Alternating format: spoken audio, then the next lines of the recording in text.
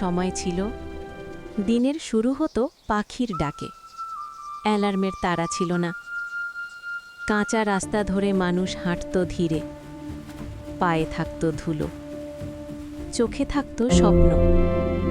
চিঠি আসতো অনেক অপেক্ষার পর, আর সেই অপেক্ষাটাই ছিল আনন্দ।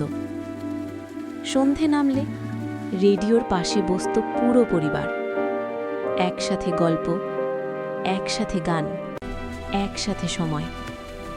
বন্ধুত্ব মানে ছিল বিকেলের খোলা মাঠ, আর সুখ মানে ছিল সামান্যতেই হাসি। সময় তখন ধীরে চলত, মানুষ মানুষকে সময় দিত। রাত নামলে আকাশ ভরে যেত তারায়, নীরবতার মাঝেই পাওয়া যেত শান্তি। আজ সবকিছু খুব দ্রুত, হাতের মুঠোয় প্রযুক্তি, কিন্তু কোথাও যেন হারিয়ে গেছে নীরবতা, হারিয়ে গেছে মানবিক স্পর্শ।